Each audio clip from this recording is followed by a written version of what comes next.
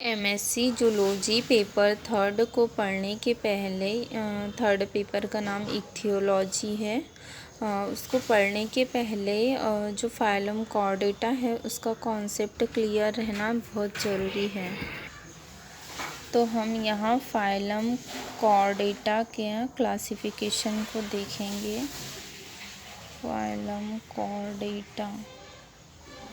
Phylum Chordata के classification को देखते हैं। Classification of phylum Chordata. Classification of phylum Chordata. इसका क्लासिफिकेशन देखते हैं। फाइलम कॉर्डेटा जो है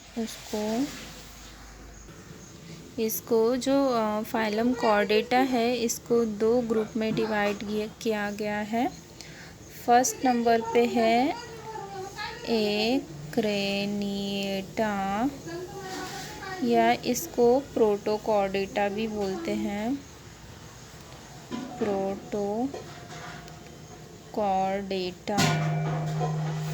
और सेकंड नंबर का होता है क्रेनिएटा।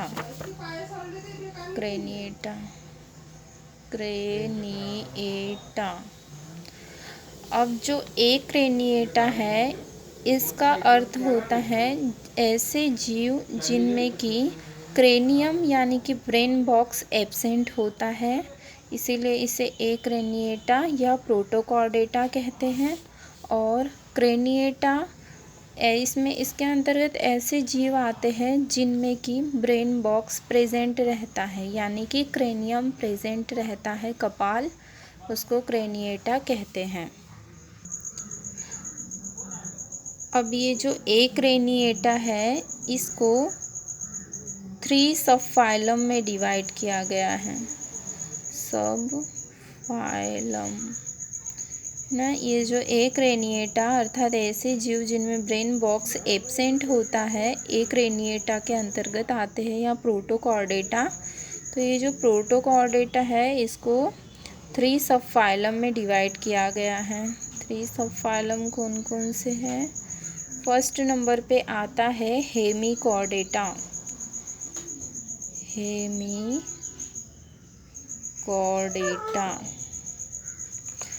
हेमिकॉर्डेटा।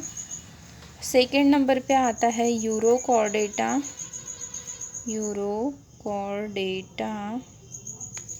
और थर्ड नंबर पे आता है सिफेलोकॉर्डेटा। हेमिकॉर्डेटा, यूरोकॉर्डेटा और सिफेलोकॉर्डेटा। ये जो हेमिकॉर्डेटा है यानी कि एक क्रेनिएटा के जो 3 सब फाइलम हैं, हेमिकॉर्डेटा, यूरोकॉर्डेटा और सिफेलोकॉर्डेटा, इसमें हेमिकॉर्डेटा में क्या होता है, इसमें जो नोटोकॉर्ड होता है, नोटोकॉर्ड अर्धरज्जु की आधा होता है, हाफ, या स्पष्ट रूप से दिखाई नहीं देता है। मतलब नोटोकॉर्ड की संरचना अर्धरज्जुकीय संरचना होती है, तो इसीलिए इसे हेमिकॉर्डेटा के अंतर्गत उन जीवों को हेमिकॉर्डेटा के अंतर्गत रखा है। सब फाइलम हेमिकॉर्डेटा के अंतर्गत रखा है। फिर यूरोकॉर्डेटा में क्या होता है कि इसमें जो लार्वल स्टेज में, एनिमल के लार्वल स्टेज में क्या होता है, टेल रीजन के अंदर नोटोकॉर्ड प्रेजेंट रहता है, इसीलिए इसे यूरोकॉर्डेटा फाइलम के अंतर्गत उन एनिमल्स को यूरोकॉर्डेटा के अंतर्गत रखा है। फिर उसके बाद आता है सिफेलोकॉर्डेटा। तो सिफेलोकॉर्डेटा में क्या होता है कि इसमें जो नोटोकॉर्ड रहता है वो हेड टू टेल रीजन तक फैला हुआ रहता है, इसीलिए इसके इन तीनों के एग्जाम्पल देखते हैं। हेमिकॉर्डेटा का एग्जाम्पल होता है बेंडोग्लॉसिस या गोलक्रमी। यूरोकॉर्डेटा का एग्जाम्पल हार्डमानिया होता है, और सिफेलोकॉर्डेटा का एग्जाम्पल जो है वो एम्फिऑक्सस होता है। तो ये तीनों के सब फाइलम। अब बात और जो ये हेमिकॉर्डेटा है इसको इसमें अर्धरज्जुकीय संरचना होने के कारण इसको इस फाइलम से अलग करके और अलग से पढ़ा जाता, अलग से इसका एक फाइलम बना दिया गया है इस सब फाइलम का, उसमें इसको डीप पढ़ा जाता है, या इसके अंदर भी पढ़ सकते हैं। ये जो क्रेनिएटा होता है यानी कि जिन जीवों में ब्रेन बॉक्स प्रेजेंट होता है फाइलम ग्रुप क्रेनिएटा के अंतर्गत आते हैं। क्रेनिएटा का जो सब फाइलम होता है, जो ग्रुप क्रेनिएटा होता है उसका जो सब फाइलम, क्रेनिएटा का सब फाइलम जो होता है, सब फाइलम क्रेनिएटा का सब फाइलम वर्टिब्रेटा होता है। वर्टिब्रेटा जो क्रेनिएटा होता है उसका सब फाइलम वर्टिब्रेटा होता है। और जो वर्टिब्रेटा है, ये जो सब फाइलम वर्टिब्रेटा है उसको दो डिवीज़न में क्लासिफाई किया गया है। इसके दो डिवीज़न होते हैं। डिवीज़न फर्स्ट होता है, डिवीज़न फर्स्ट है एक डिवीज़न सेकंड है। तो जो डिवीज़न फर्स्ट है उसको बोलेंगे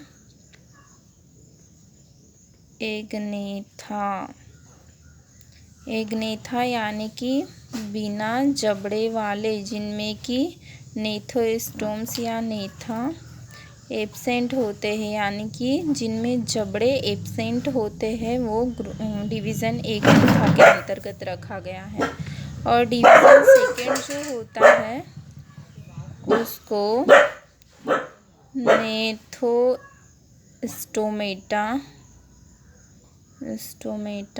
के अंतर्गत रखा गया, यानी कि जिनमें जबड़े प्रेजेंट होते हैं, जॉ प्रेजेंट होते हैं, ऐसे नेथोस्टोमेटा में आते हैं। ऐसी क्लासेस को नेथोस्टोमेटा, ऐसे जीवों को नेथोस्टोमेटा में रखा है। और जिनमें जॉ एब्सेंट होते हैं, जबड़े एब्सेंट होते हैं, उसको एग्नेथा के अंतर्गत रखा गया है, यानी कि जबड़े विहीन। और नेथोस्टोमेटा में क्या होता है, इनमें जबड़े उपस्थित रहते हैं, प्रेजेंट रहते हैं, उसे नेथोस्टोमेटा के अंतर्गत डिवीज़न नेथोस्टोमेटा यानी कि सेकेंड डिवीज़न जो होता है नेथोस्टोमेटा। अब जो ये एग्नेथा है इसको भी कई क्लास में क्लासिफाई किया गया है। फर्स्ट नंबर पे इसकी जो क्लास फर्स्ट है, क्लास फर्स्ट जो होती हैं वो होती है ऑस्ट्रेकोडर्म।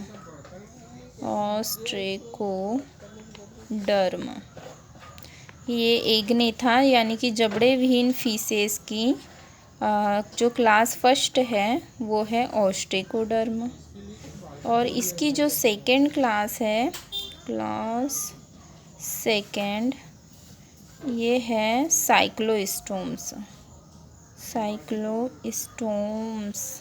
ओके। तो डिवीज़न फर्स्ट में किनको रखा गया है, एग्नेथा को रखा गया है, यानी कि जबड़े विहीन मछलियाँ रखी गई है, जिसके जो दो क्लासेस होती है, इसकी क्लास फर्स्ट होती है ऑस्ट्रेकोडर्म और क्लास सेकेंड होती है साइक्लोस्टोम। तो जो ऑस्ट्रेकोडर्म जो होते हैं ये अब विलुप्त हो चुके हैं, ये विलुप्त हो चुकी है फीसेस, अभी नहीं है। और ये जो साइक्लोस्टोम्स हैं ये अभी भी जीवित हैं, जीवित जीव या जीवित फीसेस जिसको कहेंगे।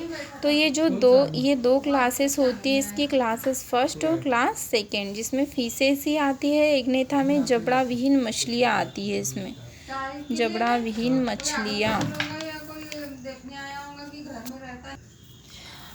ये जो ऑस्ट्रेकोडर्म यानी कि बिना जबड़े वाली जो फीसेस जो विलुप्त हो चुकी हैं, तो इसमें जो ऑस्ट्रिकोडर्म का एग्जाम्पल होता है इसका सेफेलोस्पीड और टेरोस्पीड इसका एग्जाम्पल है। और ये जो साइक्लोस्टोम्स है सेकेंड क्लास, इसका एग्जाम्पल पेट्रोमाइजोन और मिक्सिन है जो अभी जीवित हैं। अब ये जो नेथोस्टोमेटा है यानी कि जिनमें जॉ उपस्थित होते हैं, जबड़े उपस्थित होते हैं, इसमें बिना जबड़े वाली मछलियों को रखा गया है एक नेथा के अंतर्गत, लेकिन इसमें ओनली फिशेस नहीं आएगी। इसकी 2 सुपर क्लासेस होती हैं, सुपर क्लास, इसे 2 सुपर क्लास में डिवाइड किया गया है। फर्स्ट होती है इसकी पीसीज और सेकेंड होती है इसकी टेट्रापोडा।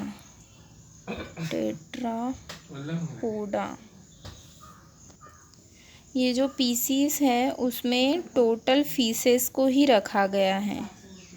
इसमें ये जो क्लास फर्स्ट है, इसकी क्लास फर्स्ट नेथोस्टोमेटा की यानी कि जबड़े, जिनमें जबड़े उपस्थित होते हैं, उसकी क्लास फर्स्ट पीसीज है और क्लास सेकेंड टेट्रापोडा है, क्लास सेकेंड टेट्रापोडा। अब ये जो पीसीज है, पीसीज के अंतर्गत पूरी फीसेस की ही स्टडी की जाती है। इसके अंतर्गत पूरी उन फीसेस की स्टडी की जाती है जिनमें जॉ उपस्थित होते हैं यानी कि जिनमें जबड़े उपस्थित होते हैं, और एक नेथा में उन फीसेस की स्टडी की जाती है जिनमें जबड़ा नहीं होता था, जबड़ा एब्सेंट होता था, जैसे ऑस्ट्रिकोडर्म और साइक्लोस्टोम। लेकिन नेथोस्टोमेटा में नेथोस्टोमेटा में ओनली फीसेस की नहीं की जाती। इसकी 2 सुपर क्लासेस होती हैं। फर्स्ट होती पीसीस, सेकेंड टेट्रापोडा। तो टेट्रापोडा अभी नहीं, अभी सिर्फ पीसीस। तो पीसीस में ओनली फीसेस की स्टडी की जाती। कौन सी फीसेस की? जिनमें जबड़ा प्रेजेंट होता है, जॉ उपस्थित होता है। इसको भी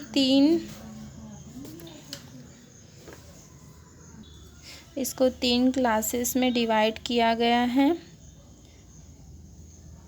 क्लास फर्स्ट, क्लास सेकेंड और क्लास थर्ड। क्लास फर्स्ट जो है वो है प्लेकोडर्मी,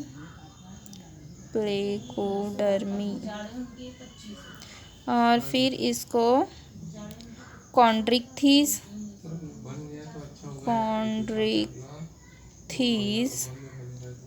और ये ऑस्ट्रिक्थीस। ओके, प्लेकोडर्मी जो है अब विलुप्त हो चुकी है। प्लेकोडर्मी फिशेस यानी कि जो जबड़ा वाली मछलियाँ थी उसमें प्लेकोडर्मी अब विलुप्त हो चुकी है। कॉन्ड्रिक्थीस यानी कि ये कार्टिलेजिनस फिशेस होती हैं, और ऑस्ट्रिक्थीस के अंतर्गत बोनी फिशेस आती हैं। तो ये तीनों, ये पीसीज जॉ वाली फिशेस हैं ये तीनों। और इसके बाद है टेट्रापोडा। तो जो टेट्रापोडा है इसको 4 क्लासेस होती है, इसकी 4 क्लासेस होती हैं।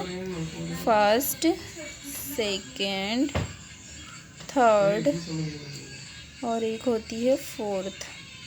तो जो फर्स्ट इसकी टेट्रापोडा की क्लास होती हैं वो होती है एम्फीबिया, रेप्टिलिया। सेकंड होती है रेप्टिलिया।